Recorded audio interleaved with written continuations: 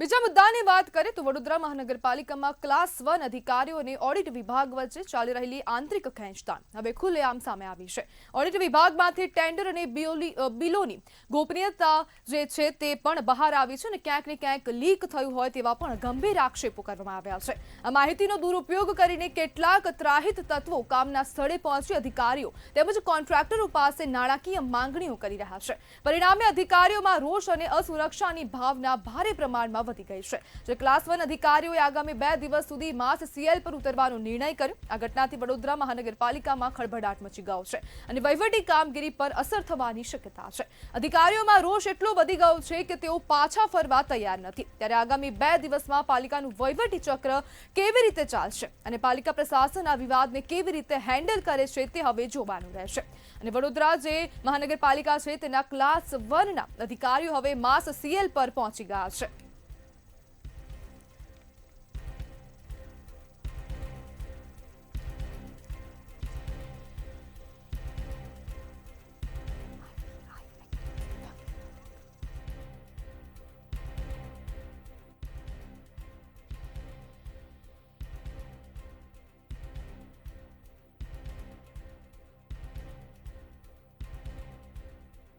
રોષ વધતા પરિસ્થિતિ વધુ ગંભીર બની ગઈ છે અને આ વીએમસીમાં માસ સીએલનું ફણગું હવે ફૂંકાયું હોય તેવું સ્પષ્ટપણે જોવા મળી રહ્યું છે। અને વડોદરા મનપાના ક્લાસ 1 ના અધિકારીઓ માસ સીએલ પર ઉતરી ગયા છે અને હવે પ્રશ્ન એ થાય છે કે વડોદરા મનપાનું જે વહીવટી કાર્ય છે તે હવે કોણ કરશે, કેવી રીતે આ વહીવટ ચલાવવામાં આવશે તે લઈને અનેક પ્રશ્નો ઊભા થઈ રહ્યા છે। જે અધિકારીઓ વચ્ચે આંતરિક ખેંચતાણથી વિવાદ સર્જાયો છે તો હવે આ વડોદરા મહાનગરપાલિકા ફરી એકવાર વિવાદમાં આવી। ટોચના અધિકારીઓએ કમિશનરને પત્ર લખીને હવે સીએલ પર ઉતરી ગયા છે।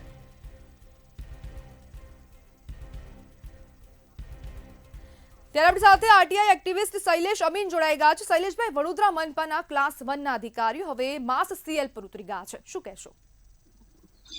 વડોદરા મ્યુનિસિપલ કોર્પોરેશનના અધિકારીઓ ક્લાસ 1 અધિકારીઓ જ્યારે માસ સીએલ પર ઉતરતા હોય ને એ અંગેનું આવેદનપત્ર મ્યુનિસિપલ કમિશનરને આપતા હોય તો મ્યુનિસિપલ કમિશનર જાણે એમને એન્ટરટેન કરતા હોય એવી રીતે વાત નહીં કરવી જોઈએ।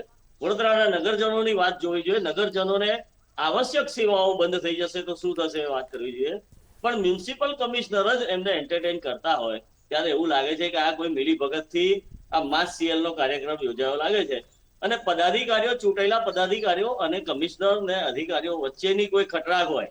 આમ તો મૂળ આ ભ્રષ્ટાચારને લગતી કટકી ખાવામાં અને વહેંચવામાં કકડાટ થયો હોય એવું દેખાય છે।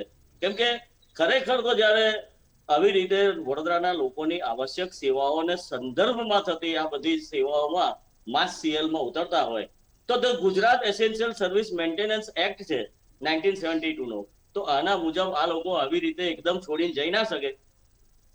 મ્યુનિસિપલ કમિશનરે આ લોકો ઉપર પોલીસ ફરિયાદ નોંધાવવી પડે કે આ માસ સીએલ પર ઉતરી ના શકે કેમ કે આવશ્યક સેવાઓ વડોદરા કોર્પોરેશન ઘણી બધી લોકોને આપવું હોય છે। મ્યુનિસિપલ કમિશનર છે તે ફરિયાદ નોંધાવશે? મ્યુનિસિપલ કમિશનર નોંધાવે તો સમજવું કે મ્યુનિસિપલ કમિશનરના ઈશારે આ માસ સીએલ પર ઉતર્યા નથી। જો ના નોંધાવે, એમને એન્ટરટેન કરે છે અને એને અનુમોદન આપે છે તો મ્યુનિસિપલ કમિશનરના ઈશારે જ આ લોકો કરે છે એવું લાગે। કેમ કે આમાં કેટલાય અધિકારીઓ જે આ વિડીયોમાં જોયા આ અધિકારીઓ તો કોર્પોરેશન જોડે છેતરપિંડી કરીને જેલમાં જઈ આવેલા છે, સસ્પેન્ડ થયેલા છે। એ સસ્પેન્ડ થયા બાદ ફરી એ લોકોને ફરજ પર લીધેલા છે। એટલે આ કમિશનરની કૃપાથી જ આ બધા અધિકારીઓ જીવતા આવ્યા છે ને કમિશનરના ઈશારે જ આ માસ સીએલ પર ઉતરતા હોય। કમિશનર એમને કેમ ઉતારતો હોય એ આ કટકીમાં કૌભાંડમાં કેમ કોટલા ખાઈ જાય છે એના પર હોય, કાં તો પદાધિકારીઓને કમિશનરને કોઈ મેળ ના ખાતો હોય તો પદાધિકારીઓ જે ચૂંટાયેલા પદાધિકારીઓ છે એમને દબાવવા માટે આ માસ સીએલ પર કમિશનર જ પોતાના ઈશારે કરાવતો હોય એવું દેખાઈ આવે। જી બિલકુલ શૈલેષભાઈ, જોડાવા બદલ આપનો આભાર।